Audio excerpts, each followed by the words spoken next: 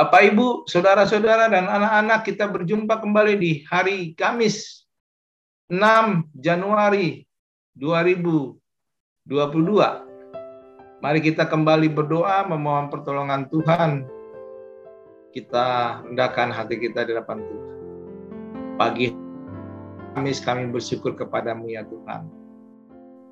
Kami sungguh-sungguh mengasihi Engkau Tuhan, dan terus meneladani Tuhan di dalam perjalanan hidup kami. Bimbing kami dengan kuasa Roh Kudus-Mu, dalam nama Yesus kami naikkan syukur kami.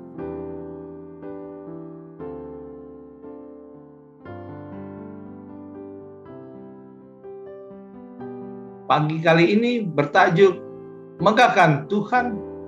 Teks bacaan diambil dari Mazmur 147 ayat 12. Bunyinya demikian. Megahkanlah Tuhan, hai Yerusalem, pujilah Allahmu, hai Sion. Saudara-saudara, Mazmur 147 ini merupakan ajakan pemazmur kepada umat Israel, umat Allah, untuk memegahkan dan memuliakan Tuhan. Dua istilah yang dipakai adalah Yerusalem dan Sion. Yerusalem merupakan nama yang identik dengan pusat peribadatan, sedangkan Sion adalah nama yang ditetapkan oleh Daud sendiri untuk menyatukan Israel. Sebagaimana kita tahu, Daud menetapkan Sion sebagai pusat kerajaan. Pemazmur menyebut ada sejumlah alasan yang disebutkan mengapa kita harus memegahkan Tuhan.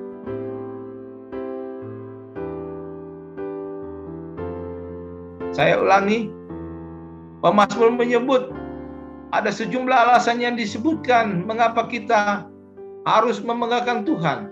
Mulai dari karya dan perbuatan Tuhan di dalam perjalanan pribadi atau pengalaman pribadi kita. Pengalaman Israel sebagai bangsa dan pemeliharaan Tuhan atas bumi, semuanya rancangan Tuhan mendatangkan kesejahteraan. Saudara-saudara, megahkanlah Tuhan, hai Yerusalem, dan pujilah Tuhan, hai Sion. Megahkanlah Tuhan suatu undangan terhadap umat Allah untuk memuji dan memasyurkan Tuhan atas segala perbuatannya. Sebutan yang dipakai untuk umat Allah adalah penduduk Sion atau Yerusalem untuk menyanyikan dan memegahkan Tuhan atas segala perbuatannya yang besar.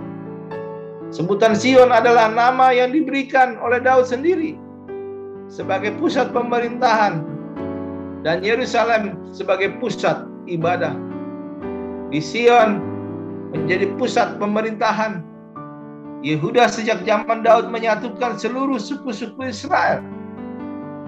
Sedangkan Yerusalem ada sebutan yang sama untuk kota Daud, namun lebih merujuk kepada makna di sini dibangun bait Allah yang direncanakan Daud dan terlaksana pada zaman Raja Salomo.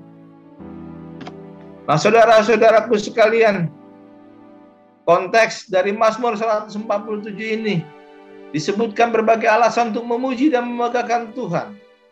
Allah telah memuliakan Sion. Allah telah membebaskan orang tertindas dan telah mengumpulkan Israel yang tercerai-berai. Nah, Mazmur 147 ayat 2 diuraikan Tuhan membangun Yerusalem. Ia mengumpulkan orang-orang Israel yang tercerai-berai. Ungkapan-ungkapan yang disebutkan dalam ayat 1-11 menunjukkan perbuatan Tuhan yang nyata atas bangsa Israel setelah selesai membangun Yerusalem kesejahteraan, kenyamanan, dan berkat lain.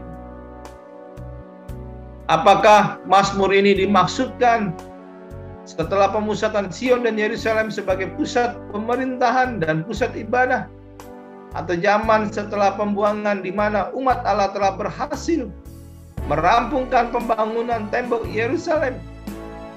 Semua itu bisa saja kita terima karena perbuatan Allah yang besar pada umatnya.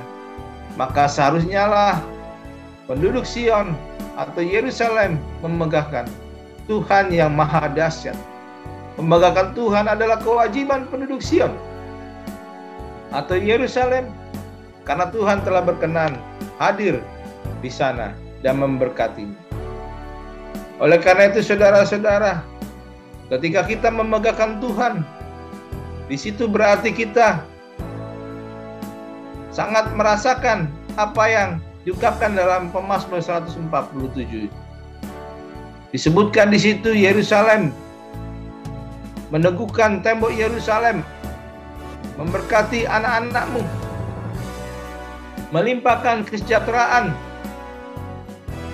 menata musim dengan baik sehingga menghasilkan pertanian dan peternakan yang terbaik, berdaulat atas segala bangsa-bangsa, dan lain sebagainya. Apa yang terjadi, saudara-saudara, ketika kita menjalani hari ke-6 tahun 2022 ini? Kita ingat apa yang disebut dengan kue sera-sera.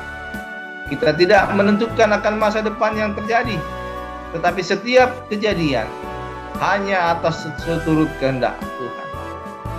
Tuhan menganugerahkan akal pikiran kepada kita, pikiran yang kritis untuk memiliki strategi antisipatif. Itu bagus, namun harus kita sadari kita juga sangat terbatas untuk memprediksi apa yang terjadi pada hari esok. Terlebih lagi, apakah COVID ini akan semakin surut atau kita yang malah tereliminasi dari dunia ini? Semua jawabannya bisa iya dan bisa tidak, saudara-saudara. Kita harus kooperatif terhadap segala kebijakan yang memutuskan mata rantai penyebaran COVID, disiplin prokes yang didasari pada iman. Oleh karena itu, saudara-saudara, renungan kita kali ini menunjukkan bahwa kebaikan Tuhan adalah Ia aktif berkarya, mendatangkan kesejahteraan pada pribadi lepas pribadi, pada anak hingga cucu, dan kesejahteraan bagi bangsa. Tuhan menatap bumi ini untuk berguna bagi umat manusia. Apa yang kita peroleh dalam hidup ini semata-mata berkat dan karunia Tuhan. Mari megahkanlah Tuhan dan memuji Dia hari demi hari. Kiranya damai sejahtera Tuhan melingkupi keluarga saudara-saudara sekalian. Amin, kita berdoa. Kami bersyukur dan berterima kasih ya Tuhan. Di hari ini, biarlah kami terus dilingkupi oleh damai sejahtera dari Tuhan, untuk bisa kami melihat kebesaran Tuhan. Terima kasih ya Bapa. Terpujilah nama-Mu Tuhan. Ya biar Roh Kudus menyertai perjalanan hidup kami di hari ini, bersama dengan seisi keluarga. Haleluya. Amin.